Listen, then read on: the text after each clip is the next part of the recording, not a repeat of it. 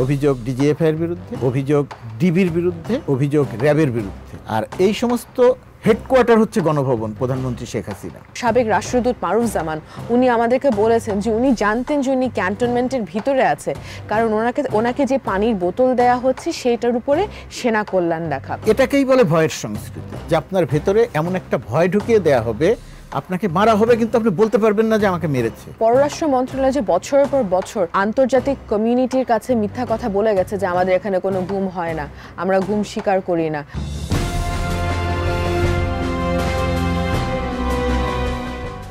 আমরা আজকে খুব স্পষ্ট করে কিছু কথা বলতে চাই। র্যাব, ডিজিএফআই এবং পুলিশের ডিটেকটিভ ব্রাঞ্চ, এই তিন বাহিনীরই গুমের সাথে সংশ্লিষ্টতা আছে। অন্যায়ভাবে মানুষকে তুলে নিয়ে বছরের পর বছর তাদের নিয়ন্ত্রণে থাকা বন্দিশালাতে আটকে রাখা এই তিন বাহিনীর একটা প্র্যাকটিস হয়ে গেছিল। এখন আমাকে আপনারা জিজ্ঞেস করতে পারেন যে এতদিন পরে কেন আমি এই কথাটা বলছি। সত্যি বলবো, আমাদেরই ভয় ছিল যে আমরা গুম হয়ে যাব। বিচারহীনতাটা কি প্রকট এটা আপনি বুঝতে পারবেন যদি আপনি দেখেন যে যারা গুম থেকে ফেরত এসেছে বছর পর বছর তাদেরকে পশুর মতন আটকে রাখা হয়েছিল। Even they chose silence over justice. গুম হচ্ছে এমন জঘন্যতম একটা মানবাধিকার লঙ্ঘন যেখানে আসলে কোনো বিচারের আশাই নাই। কেন? কারণ রাষ্ট্র তো স্বীকারই করে না যে তারা যে গুম করছে। সেখানে বিচার পাবেন কোথায়, যেখানে ক্রাইমটাই হয় নাই তাদের ভাষায়। আমার নাম জাইমা ইসলাম। আমি আজকে স্টার ভিউজ রুমে আছি বিগত দিনের কিছু না বলা কথা বলতে, এবং আমার সাথে আছেন দ্য ডেইলি স্টার বাংলার এডিটর গোলাম মুর্তজা। মুর্তজা ভাই, আপনাকে স্বাগতম। ধন্যবাদ আপনাকে। মুর্তজা ভাই, এর আগেও আমরা কিন্তু লিখেছি যে আইন শৃঙ্খলা বাহিনীর বিরুদ্ধে অভিযোগ আছে যে তারা গুম করে। আমরা ভিকটিমদের সাক্ষাৎকার নিয়েছি, আমরা তাদের প্রোগ্রামগুলো কভার করেছি, কিন্তু আমাদের আগের দিনের কভারেজ এবং এখন 5ই অগস্টের পরের যে কভারেজ, এই দুটোর মধ্যে পার্থক্যটা কোথায়? ধন্যবাদ আপনাকে। আমরা আজকে এমন একটা বিষয় নিয়ে কথা বলছি যে বিষয়গুলো আমরা অনেক সহজে শব্দগুলো উচ্চারণ করছি। আপনি অনেক সহজে শব্দগুলো উচ্চারণ করলেন যে মানুষকে ধরে নিয়ে যায়, ধরে কোথায় কোথায় নিয়ে যায় সেটা ওই পরিবারের সদস্যরা আর কেউ জানে না। এবং সেটা কিন্তু একদিন দুই দিন নয়, 1 বছর, 2 বছর, 5 বছর, 7 বছর, 8 বছর। সেও নিজে জানে না, যাকে ধরে নিয়ে যাওয়া হয়েছে তিনি জানেন না যে তাকে কোন জায়গায় নিয়ে হচ্ছে, তিনি জানেন না যে তার অপরাধ কী, তার পরিবারের সদস্যরাও জানে না। এই যে কারা ধরে নিয়ে যায়, আমরা এক ধরনের বায়বীয় শব্দ বলেছি এ যাবৎকালে। আইন শৃঙ্খলা রক্ষাকারী বাহিনীর নামে ধরে নিয়ে যাওয়া হয়েছে। চৌধুরী আলমকে ধরে নিয়ে যাওয়া হয়েছে আইন শৃঙ্খলা রক্ষাকারী বাহিনীর নামে। সেখানে যারা ছিলেন তারা বলেছেন কালো পোশাক ছিল, র্যাবকে ইঙ্গিত করেছেন। ইলিয়াস আলীকে ধরে নিয়ে যাওয়া হয়েছে। আমরা পুরো ঘটনার নানা রকমের ব্যাখ্যা বিশ্লেষণ শুনেছি, কিন্তু যে ব্যাখ্যা বিশ্লেষণ শুনেছি তাতে মনে হয় যে র্যাব তাকে ধরে নিয়ে গিয়েছিল। আর আইন শৃঙ্খলা রক্ষাকারী বাহিনীর পক্ষ থেকে আজকে পর্যন্ত কোনো তার ধরুন একটা আইন শৃঙ্খলা রক্ষা বাহিনী আমরা তর্কের জন্য ধরে নিলাম যে তারা জড়িত নয়, আমরা নাম বলিনি বা বলতে পারিনি। আপনি যেটা বললেন যে আমাদেরই ভয় ছিল গুম হয়ে যাব কিনা, কি ভয়ঙ্কর একটা পরিবেশ। অথচ 1971 সালে এই দেশটা স্বাধীন হয়েছিল। ইলিয়াস আলীর অনেক রকমের ভাষণ আমরা জানি, গল্প শুনি, আপনি অনেক রকমের কথা শোনেন, অমুক জায়গায় ছিল, অমুক জায়গা থেকে এই জায়গায় গেল, তাকে এটাকে নিয়ে যাওয়া হলো। আজকে পর্যন্ত আইন শৃঙ্খলা রক্ষাকারী বাহিনীর পক্ষ থেকে, র্যাবের পক্ষ থেকে, ডিজিএফআইয়ের পক্ষ থেকে, ডিবির পক্ষ থেকে, পুলিশের পক্ষ থেকে কোনোদিন তারা বলেনি যে আমরা তদন্ত করে দেখেছিলাম, দেখে আমরা এই সিদ্ধান্ত উপনীত হলাম যে সমস্ত গল্প প্রচলিত আছে সেই সমস্ত গল্পের কোনোটা সত্যি না, সত্যি হলো এইটা। তারা কি বলে? তারা বলে না, আমরা নেইনি, আমরা কাউকে ধরে আনিনি। এই গল্পটা ছিল, এবং আমরা কখনো এই সমস্ত বাহিনীর নাম বলতাম না, বলতে পারতাম না। এখন তাহলে বলছি কেন? এখন বলছি দেশের একটা পরিবর্তন হয়েছে। সেই পরিবর্তনের জায়গায় যে আমরা একেবারে ভয়মুক্ত অনেকটাই আছি, কিন্তু শেষ পর্যন্ত গিয়ে আমরা কতটা ভয়মুক্ত আছি তার জন্য আমাদের আরও কিছুদিন অপেক্ষা করতে হবে। কিন্তু তারপর আমরা কথাটা বলছি কেন? বলছি এই রকম অমানবিক, মানবতার বিরুদ্ধে অপরাধ, গুমের ঘটনা একটা স্বাধীন দেশে, আমাদের বহু রকমের সমস্যা আছে কিন্তু আমরা স্বাধীন দেশ, এই দেশে থাকা উচিত না। এবং সেই কারণে আমরা কথা বলছি, আর কথা বলছি ওই সমস্ত মানুষগুলোর জন্যে যে সমস্ত মানুষেরা কেউ তার ভাইয়ের ছবি, বোন তার ভাইয়ের ছবি, বাবা তার ছেলের ছবি, স্ত্রী তার স্বামীর ছবি, মেয়ে তার বাবার ছবি নিয়ে মানুষের দ্বারে দ্বারে ঘুরছে। প্রেস ক্লাবের সামনে দাঁড়াতো, এদেরকে দাঁড়াতে দেওয়া হতো না, পুলিশ দিয়ে পিটিয়ে সরিয়ে দেওয়া হতো। ওই পরিবারটি, ওই মেয়েটি জানে না যে তার বাবা কবে ফিরবে, আদৌ ফিরবে কিনা। সে তার বাবাকে দেখার জন্য প্রেস ক্লাবের সামনে এসে দাঁড়াতে, আপনি সাংবাদিক হিসেবে সেটা কাভার করতে যেতেন, অনেকখানি ফিল করতেন। কিন্তু আপনার পক্ষে আমার পক্ষে কোনোদিন ওই মেয়েটির ওই জায়গাতে কোনোদিন যাওয়া সম্ভব না, যে তার দুঃখ কত, তার কষ্ট, যন্ত্রণা, বেদনা। আমাদের রাষ্ট্রযন্ত্র, এমন একটা রাষ্ট্রযন্ত্র শেখ হাসিনা তৈরি করে গেলেন, শেখ হাসিনা 15 বছর ধরে শাসন করে গেলেন, যে যারা ওই মেয়েটির বাবাকে তুলে নিয়ে গেল। কেন তুলে নিয়ে গেল? অন্য একটি রাজনৈতিক দল করত, অন্য একটি রাজনৈতিক দলের সমর্থক ছিল, অন্য একটি রাজনৈতিক দলের নেতা ছিলেন। এমন না যে শেখ হাসিনার ক্ষমতা থেকে সরিয়ে দেওয়ার জন্য তিনি গভীর কোনো ষড়যন্ত্র করছিলেন। খুব সাধারণ একটা রাজনীতি করতেন, তাকে তুলে নিয়ে যাওয়া হলো এবং স্বীকার করা হলো না যে কে তুলে নিয়ে গেল। এখন এসে জানা গেল যে, মানে আমরা আগেও জানতাম কিন্তু বলতে পারতাম না, হয়তো এখনও বলতে পারছি কিছু ঘটনার পরিপ্রেক্ষিতে। একজন মাইকেল চাকমা, খুবই সাধারণ একটা ছেলে, অন্যায়ের বিরুদ্ধে প্রতিবাদ করে, এই তো তার অপরাধ। মাইকেল চাকমা যে কোনো দুর্ধর্ষ সন্ত্রাসী, জঙ্গি, এরকম কোনো অভিযোগ, মাইকেল চাকমাকে তো আমরা বহু বছর ধরে চিনি। পার্বত্য চট্টগ্রামের মানুষ, পার্বত্য চট্টগ্রামের মানুষের যে নিপীড়ন বিরোধী সংগ্রাম, সেই সংগ্রামের একজন কর্মী সে, মানবতার পক্ষে কথা বলে সে, অন্যায়ের পক্ষে কথা বলে সে। এখন তাকে ধরে নিয়ে যাওয়া হলো, 5 বছর পরে তাকে ছাড়া হলো। 5টা বছর কেটে গেল একজন মানুষের জীবনের। শেখ হাসিনা এই মানুষদেরকে তুলে নিয়ে যাওয়ার ব্যবস্থা করলেন এবং এখন এসে আমরা ঘটনাটা জানছি এরকম যে গুমের যে ঘটনাগুলো ঘটেছে, সেই ঘটনাগুলো আপনি যেটা বললেন, অভিযোগ ডিজিএফআইয়ের বিরুদ্ধে, অভিযোগ ডিবির বিরুদ্ধে, অভিযোগ র্যাবের বিরুদ্ধে। আর এই সমস্ত হেডকোয়ার্টার হচ্ছে গণভবন, প্রধানমন্ত্রী শেখ হাসিনা হেডকোয়ার্টার হচ্ছে, নিয়ন্ত্রণ করছে তার মিলিটারি সেক্রেটারি। কিন্তু কি ভয়ঙ্কর একটা ব্যাপার, যার কাছে সারা দেশে পরিচালনার দায়িত্ব, সেই মানুষটি রাষ্ট্রীয় সুযোগ সুবিধা নিয়ে জনগণকে তুলে নিয়ে যাওয়ার ব্যবস্থা করছেন এবং তাদেরকে বছরের পর বছর আটকে রাখছেন। এবং যে ভয়ের সংস্কৃতি তিনি তৈরি করেছেন, আমার দায়িত্ব, আপনার দায়িত্ব সাংবাদিকতা করে মানুষকে সত্যটা জানানো, আমি আর আপনি ভয় পেয়ে বসে আছি যে না, এই কথা এইভাবে বলা যাবে না। শেখ হাসিনার তৈরি করা বাংলাদেশ। আমি এখানে একটু বলতে চাই যে পরিবারগুলোও কিন্তু নিজে মুখে বলতো না যে আমার ইয়েকে ডিজিএফআই তুলে নিয়ে গেছে। তারা কিন্তু তাদের বরাত দিয়ে বা তাদের নামে কিন্তু এই কোডগুলো আমাদেরকে কখনো দিতে চাইতেন না। এবং যারা ফেরত আসতেন তাদের সাথে তো যোগাযোগ স্থাপন করাটা একদিক থেকে কষ্টসাধ্য ছিল। দ্বিতীয়ত তারা নিজেরাও কিন্তু নামে বলতে চাইতেন না যে আমাকে গুম করা হয়েছে, গুম করে এখানে রাখা হয়েছিল, কারণ তাদের তো বাকি জীবনটা পড়ে আছে। 8 বছর না হয় চলে গেছে, 5 বছর না হয় চলে গেছে, বাকি জীবনটা তো তাকে কোনো না কোনোভাবে বেঁচে থাকতে হবে। ওই সময়ের মধ্যে তার যে আরেকবার গুম হবে না, মানে তাকে যে একবার গুম করা হবে না, সেই শঙ্কাটা তো আসলে সবসময় ছিল। মানে অবশ্যই he was always at risk of getting picked up again. এটাকেই বলে ভয়ের সংস্কৃতি, যে আপনার ভেতরে এমন একটা ভয় ঢুকিয়ে দেয়া হবে, আপনাকে মারা হবে কিন্তু আপনি বলতে পারবেন না যে আমাকে মেরেছে, আপনাকে অপমান করা হবে কিন্তু আপনি বলতে পারবেন না যে আপনি অপমান করা হয়েছে, অসম্মান করা হয়েছে। ওই যে পরিবার, যে তার স্ত্রী তার স্বামীকে হারিয়েছেন, মানে সন্তান তার বাবাকে হারিয়েছেন মানে তুলে নিয়ে যাওয়া হয়েছে। আপনি যখন সাংবাদিক হিসেবে তার কাছে যাচ্ছেন, আপনার সঙ্গে সে বসে গল্প করছেন, বলছেন সব কিছু, কিন্তু তারপরে কি বলছেন, এইটা এইভাবে লিখবেন না। অসংখ্য কাহিনী আপনি নিজে দেখেছেন, আমরা দেখেছি যে এটা কিন্তু এইভাবে লিখবেন না। কেন লিখবেন না? লিখবেন না তার কারণ হচ্ছে, আমার ছেলেটা বড় হচ্ছে, ওকে যদি নিয়ে যায়, একদম, যাকে নিয়ে গেছে তার হয়তো একটা ভাই আছে, ওকে যদি তুলে নিয়ে যায়, এখনো জীবিত আছে, এই প্রত্যাশা নিয়ে, এই আশা নিয়ে ওই পরিবারটি বেঁচে আছেন। হয়তো 5 বছর হয়ে গেছে, কিন্তু প্রত্যাশা নিয়ে আছেন যে এখনো হয়তো জীবিত আছেন, হয়তো একদিন তিনি ফিরে আসবেন। যদি এটা বলেন যে ডিজিএফআই তুলে নিয়ে গেছে, ডিবি তুলে নিয়ে গেছে, র্যাব তুলে নিয়ে গেছে, তাহলে তাদের আশঙ্কা যে জীবিত থাকলেও হয়তো আর জীবিত নাও থাকতে পারে। আর ফেরত দেয়া নাও হতে পারে, এই আশঙ্কার থেকে সে বলেনি।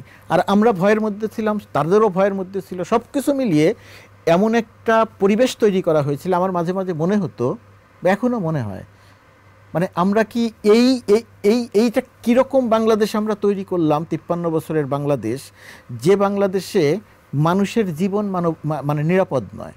আমরা এত মানবাধিকারের কথা বলি, আমরা আন্তর্জাতিক এত রকমের চুক্তিতে স্বাক্ষর করেছি, আমরা শান্তিতে নোবেল পেয়েছে বাংলাদেশের একজন মানুষ। এই প্রধানমন্ত্রী শেখ হাসিনা বড় পুরস্কার পাওয়ার প্রত্যাশা করতেন, যে তিনি মানবাধিকারে বড় পুরস্কার, সত্যি সত্যি তিনি যদি বড় কোনো পুরস্কার পেতেন মানবাধিকারের জন্য, আমি খুশি হতাম যদি তার সেই রকম কাজ থাকতো। তিনি প্রত্যাশা করছেন, তিনি রোহিঙ্গাদের আশ্রয় দিয়ে মানবতার কাজ করছেন, সেটা আমরা ফলাও করে প্রচার করছি, রাষ্ট্রীয় সকল উইংকে ব্যবহার করে তিনি প্রচার করছেন।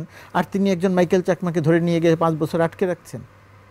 সাংবাদিকদেরকেও তো গুম করা হয়েছিল, কাজলকে গুম করা হয়েছিল। বিএনপির একজন নেতা সালাউদ্দিন, বিএনপির ভেতরে যে সমস্ত নেতা আছেন যারা সত্যিকার অর্থেই শুধু রাজনীতিই করেন, সন্ত্রাসী কর্মকাণ্ড করেন না, সালাউদ্দিন তো তাদের একজন।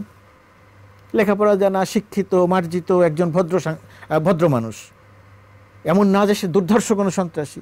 সেই সালাউদ্দিনকে তুলে নিয়ে যাওয়া হলো, পাওয়া গেল সেই মেঘালয়ে। কত বছর ধরে তার এই কষ্টের দুর্ভোগের জীবন, তার পুরো সংসার জীবন তছনছ হয়ে গেল, তার নিজের ব্যক্তি জীবন তছনছ হয়ে গেল, শারীরিকভাবে অসুস্থ হয়ে গেল। এখন তিনি ফিরে এসেছেন, হয়তো বাকি জীবন ভালো থাকবেন, কিন্তু তছনছ হয়ে গেল। এটা তো তাও ধরেন আমরা একজন নেতা বলে তার কথা জানি। আপনি নিজে অনেকের সাক্ষাৎকার নিয়েছেন, তাদের সঙ্গে কথা বলেছেন। আমি অন্য একটি জায়গাতে মালয়েশিয়া প্রবাসী এক যুবকের সাক্ষাৎকার দেখছিলাম। সে জানে না তাকে কেন ধরে নেওয়া হয়েছে। মালয়েশিয়াতে সেলিম নামে কোনো একজন ছিলেন, তার বিরুদ্ধে কিছু অভিযোগ ছিল, দুর্ভাগ্যবশত ওর নামও সেলিম। সেই সেলিম নাম এই কারণে তাকে তুলে নিয়ে গিয়ে আটকে রাখা হলো, ভয়ঙ্কর নির্যাতন করা হলো। আমরা ধরেন 200, 300, 500, 600 এরকম একটা সংখ্যার কথা জানি, এই সংখ্যাটাও তো অজানা।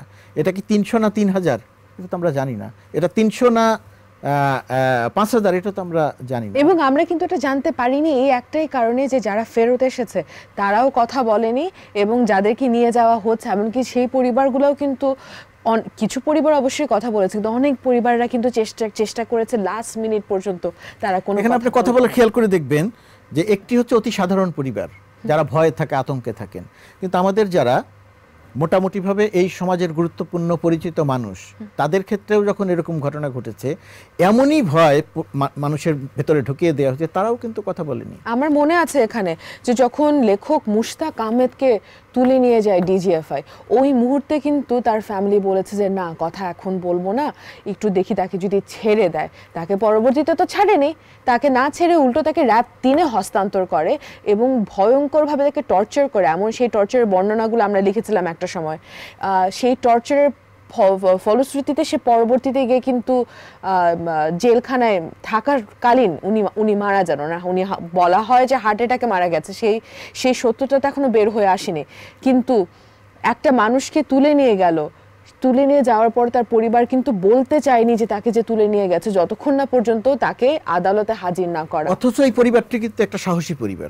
লেখক মুস্তাক একজন সাহসী মানুষ, আপনি নিশ্চয়ই তাকে চিনতেন বা জানতেন। আমরা বহু আগে থেকে তাকে জানতাম, যখন তিনি প্রথম কুমিরের খামার করেন ভালুকাতে, তখন থেকে তাকে আমরা জানতাম যে একজন সাহসী মানুষ, একজন মার্জিত মানুষ, একজন শিল্পবোধ সম্পন্ন রুচিশীল মানুষ। তার স্ত্রী ওই একই রকম সাহসী মানুষ একজন।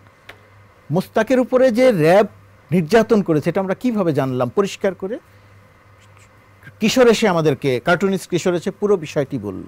আপনি যখন কার্টুনিস্ট কিশোরের ইন্টারভিউ করলেন, তখন কার্টুনিস্ট কিশোর বলল, ওই যে কান্নার যে ছবিটি, কান ফাটিয়ে ফেললো পিটিয়ে, ইলেকট্রিক শক দিয়ে মুস্তাককে হত্যা করা হয়েছে। যে ইলেকট্রিক শক দেওয়া হয়েছিল তার পরিণতিতে মুস্তাক মারা গেছেন, তার শরীরে কোনো কিছু রাখা হয়নি।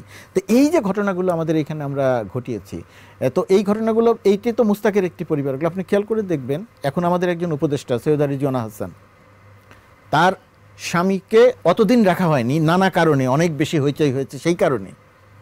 তারাও কিন্তু বিষয়টা, ভয়ের সংস্কৃতিটা এমনই, তারাও কিন্তু ফিরে এসে আর কথা বলেনি, কারা তাকে ধরে নিয়ে গেল, কিভাবে ধরে নিয়ে গেল, কিছু করে। তার মানে হচ্ছে এমনই একটা আতঙ্ক তৈরি করে রাখা হয়েছিল, যে কারণে, এবং এমনই ভয়, এবং এমনই যে কারো ক্ষেত্রে সন্তানেরও ভয় দেখানো হতো যে তোমার সন্তান আছে একটা, সুতরাং বাইরে গিয়ে যদি কিছু বলো তাহলে কিন্তু এটা হবে। বাইরে গিয়ে যদি করো তোমার বাবাকে নিয়ে আসা হবে, তোমার স্ত্রীকে নিয়ে আসা হবে, তোমার মেয়েকে নিয়ে আসা হবে, তোমার ভাইকে নিয়ে আসা হবে, তোমার বোনকে নিয়ে আসা হবে, নিয়ে আসা হবে মানে গুম করা হবে, এমন ভয় দেখানো হতো। সেই কারণে সেই কথাগুলো বলতেন না। আমি একটু যাব যে এখন আসলে তাদেরকে কোথায় নিয়ে রাখা হতো সেই বিষয়।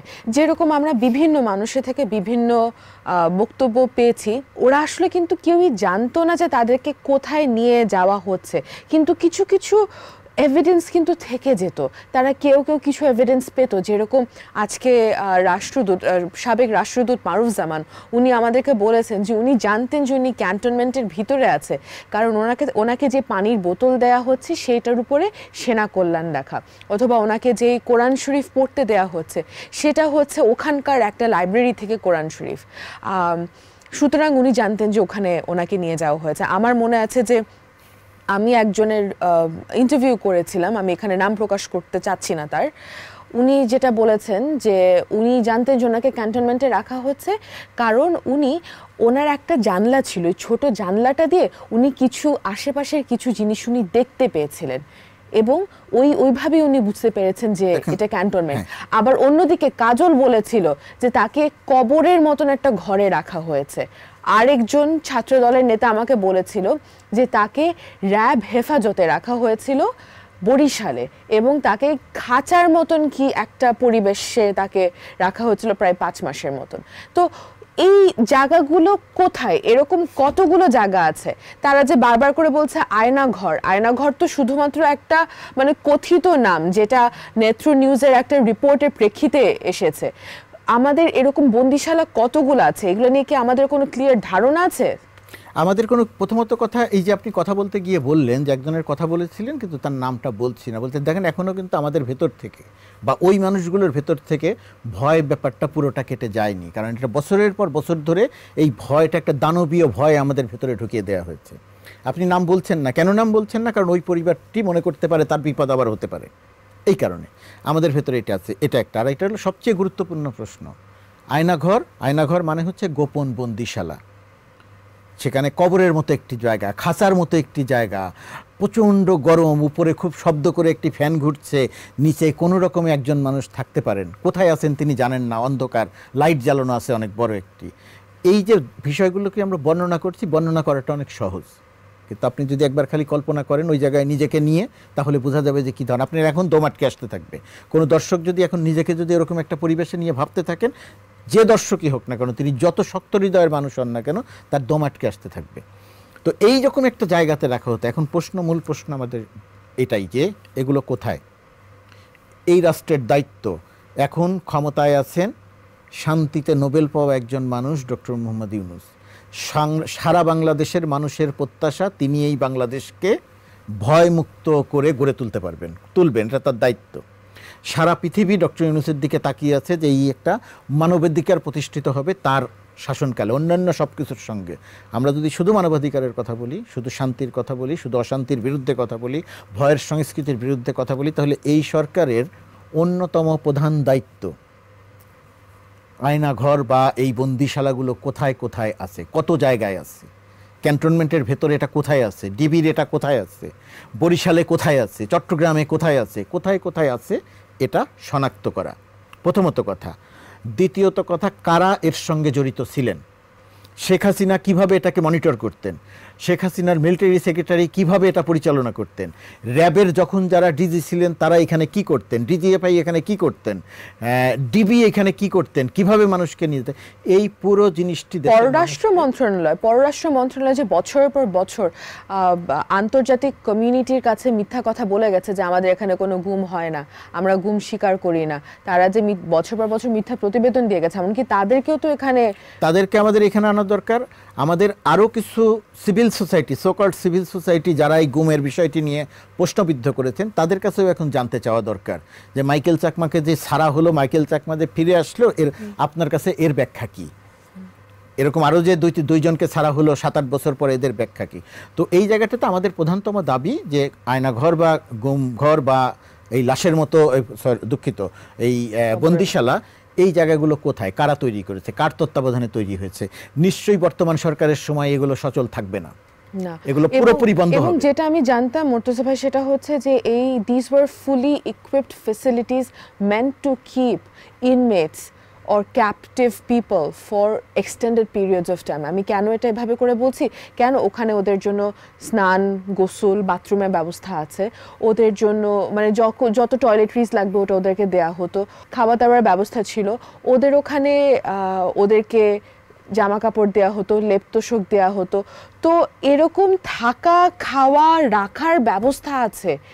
এই ফেসিলিটিটা তো নিশ্চয়ই সরকারি কোষাগার থেকেই তো যাচ্ছে এটার খরচটা, মানে আমাদের ট্যাক্সের টাকাতে আমরা এরকম মানুষদেরকে বছর পর বছর বন্দি রেখে থাকা খাওয়ার ব্যবস্থা ফান্ডিং করেছি। জি, এখন এই জায়গাটিতেই আমাদের আলোচনাটা যদি আমরা শেষ করতে চাই, শেষ আলোচনাটা হচ্ছে প্রথমত কথা, আয়নাঘর কারা তৈরি করেছিল, কিভাবে তৈরি হয়েছিল, এর সঙ্গে ক্ষমতার কোন কোন কোন বলয়গুলো সম্পৃক্ত, এটা শনাক্ত করা দরকার। একটা কমিশন গঠন করে ইমিডিয়েট করা দরকার। এটা খুব শক্তিশালী কমিশন গঠন করবে, যারা এটা করবে যখন যারা দায়িত্বে ছিলেন, এবং তাদের এই অপকর্মের চিহ্নিত করা এবং শাস্তি নিশ্চিত করা। তার কারণ ডিজিএফআইয়ের বিরুদ্ধে আজকে যে অভিযোগ আসছে, ডিজিএফআই একজন সিভিলিয়ানকে ধরে নিয়ে যাবে এই এখতিয়ার তার নাই। সামরিক বাহিনীর প্রতি, গোয়েন্দা সংস্থা ডিজিএফআইয়ের প্রতি, তাদের কাজকর্মের প্রতি আমাদের শ্রদ্ধা আছে, তারা কাজ করবেন। এই সেনাবাহিনী, এই ডিজিএফআই তো আমাদেরই ডিজিএফআই, বাংলাদেশেরই তো মানুষ, সুতরাং তার বিরুদ্ধে আমাদের অবস্থান হবে কেন? কিন্তু সে তো এইভাবে একজন কাজলকে বা একজন মুস্তাককে বা একজন কিশোরকে ধরে নিয়ে গিয়ে টর্চার করতে পারে না। কিন্তু বছর পর বছর তো ডিজিএফআই বলি, র্যাব বলি, ডিবি বলি, এদেরকে তো যে রুলিং পলিটিক্যাল পার্টি তারা তো এভাবেই ব্যবহার করে এসেছে। তারা এভাবেই ব্যবহার করে এসেছে। প্রথমত কথা, সেই ব্যবহার করাটা এখন একদম সম্পূর্ণরূপে বন্ধ করতে হবে। এই সরকারের সময় একটা টেকসই ব্যবস্থা করে দিয়ে যেতে হবে, যাতে অন্য কোনো সরকার এসে এটাকে আর চালু করতে না পারে। শনাক্ত করে দোষী ব্যক্তি চিহ্নিত করতে, মানুষকে জানাতে হবে। আমরা ওই আয়নাঘরের ছবি দেখতে চাই, ভিডিও দেখতে চাই, কোথায় কোথায় আছে, এটা আমাদের দাবি, দেখতে চাই। এবং এর সঙ্গে সম্পৃক্তদের শনাক্ত করে বিচারের আওতায় আনতে চাই। যাদের যে কাজ করার এখতিয়ার নাই তাদেরকে সেই কাজ থেকে বিরত রাখা। ডিজিএফআই এর কাজ আর্মি ইন্টেলিজেন্স, তারা আর্মির ভেতরের কার্যক্রম দেখবে। এনএসআই সহ অন্যান্য যে সমস্ত গোয়েন্দা সংস্থা আছে তারা সিভিলিয়ানদের এটা দেখবে। এই জায়গাগুলোতে একদম চিরতরে বন্ধ করা দরকার এবং সরকারের এমন ওই যে সংস্কারের কথা বলা হচ্ছে না, রাষ্ট্র সংস্কারের জায়গায় এটা খুব অগ্রাধিকার ভিত্তিতে থাকা দরকার।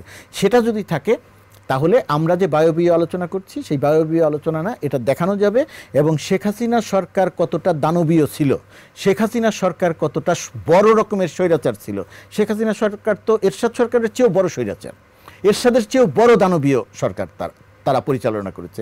সুতরাং এই জিনিসগুলো শনাক্ত করা দরকার, শনাক্ত করে দেশের মানুষকে পরিষ্কার মেসেজ দেওয়া দরকার। আমাদের যাতে আর কোনোদিন আয়নাঘর নিয়ে আলোচনা করতে না হয়, আমাদের যেন আর কোনোদিন ওই যে মেয়েকে বাবার ছবি নিয়ে প্রেস ক্লাবের সামনে দাঁড়াতে না হয়, আপনার যেন আর কোনোদিন ওই সংবাদ কভার করার জন্য যেতে না হয়। এই ব্যবস্থাটা বর্তমান সরকারের করে যাওয়া দরকার। আমি বিশ্বাস রাখি শান্তিতে নোবেল বিজয়ী ডক্টর মোহাম্মদ ইউনূস যদি একটু সময় পান, দেশের মানুষ যদি একটু সময় দেন, রাজনীতিবিদরা যদি একটু সময় দেন, তাহলে তিনি এই সমস্ত কাজগুলো করে দিয়ে যাবেন। এবং এই কাজগুলো করার প্রত্যাশা এই সরকারের কাছেই। কোনো রাজনৈতিক সরকারের সেই কাজগুলো করবেন আমি মনে করি না। তারা যদি একটা টেকসই ব্যবস্থা করে দিয়ে যান, তাহলে হয়তো আমরা এই ভয়ঙ্কর দানবীয় ভয়ের সংস্কৃতি থেকে বের হয়ে আসতে পারবো। একটা কথা একটু মনে করিয়ে দিতে চাই, কাউকে তুলে নিয়ে গেলে তার 24 ঘন্টার মধ্যে তাকে আদালতে প্রডিউস করতে হয়। সেটা যদি না করে তাহলে তাকে গুম হিসাবে গণ্য করা হয়। এটা 48 ঘন্টাও হতে পারে, 1 মাস হতে পারে, 1 বছর হতে পারে, কিন্তু এটা গুম, মানবাধিকার লঙ্ঘন। যদি কাউকে 24 ঘন্টার বেশি সময় নিজেদের হেফাজতে রাখতে হয়, তাহলে আইন শৃঙ্খলা বাহিনী রিমান্ড চাইবে আদালতের কাছে গিয়ে, সেটার বিধান তো আছে। একই সাথে কোনো আইন শৃঙ্খলা বাহিনী যার তুলে নিয়ে যাওয়ার বা কোনো আসামিকে বা কোনো অ্যাকিউজডকে তাদের হেফাজতে রাখার এখতিয়ার নাই, তারা কিন্তু সেটা করতে পারবে না, যেরকম ডিজিএফআই। এই নতুন বাংলাদেশে আমরা চাইব যে আইন শৃঙ্খলা বাহিনীরা আইন বহির্ভূত কোনো কাজ করবে না। ধন্যবাদ আমাদের সাথে থাকার জন্য। Stay with us for more episodes.